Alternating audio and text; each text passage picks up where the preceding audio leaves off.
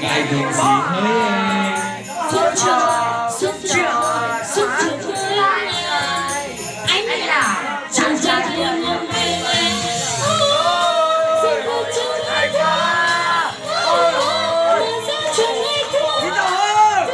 ngày qua mà chúc em bắt buồn Chân đi bên em mà chẳng nói được gì. chân được em anh à như ngờ tin yêu phi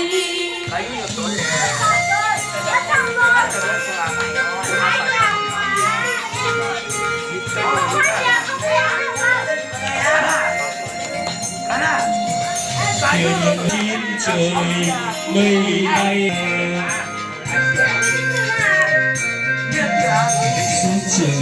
Xuân chờ ngại buồn gì hỡi em.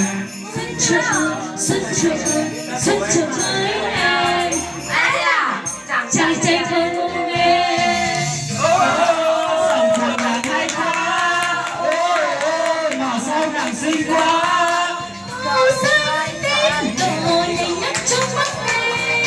Chân đi bên em mà chẳng nói được gì. Chúc mừng em được con tim yêu phi Chớ mà sao chẳng hay quá, đường xa lắm đồ mà chúng em vẫn vui. Chân đi bên em mà chẳng nói được gì. chúc mừng em được con tim yêu phi lòng núi trôi về chiều nắng trên theo đường ngọn núi cao bóng ngàn cơn mơ trên theo đường ngọn núi cao bóng ngàn cơn mơ. Em bắt xong rồi không ăn nữa. Ôi dồi xong rồi mấy chả có cái gì vui về đây. Em bắt xong rồi. Chị ơi Rồi đến rồi mọi người biết tiêu hết gì.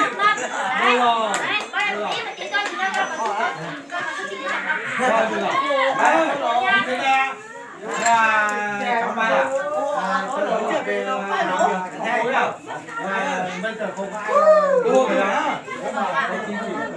Sức khỏe. Vui mừng như thế, chẳng có gì vui như thế. Nhưng mà giống là hôm nay dạ chơi ngày mấy chẳng có tôi thả đi.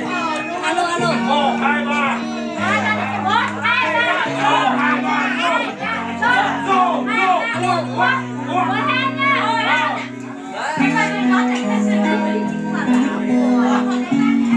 Bây giờ là cuộc của nhà bố. Hãy subscribe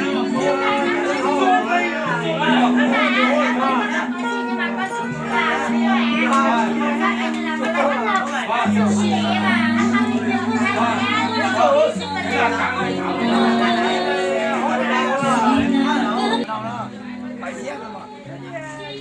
Gõ để không bỏ lỡ những video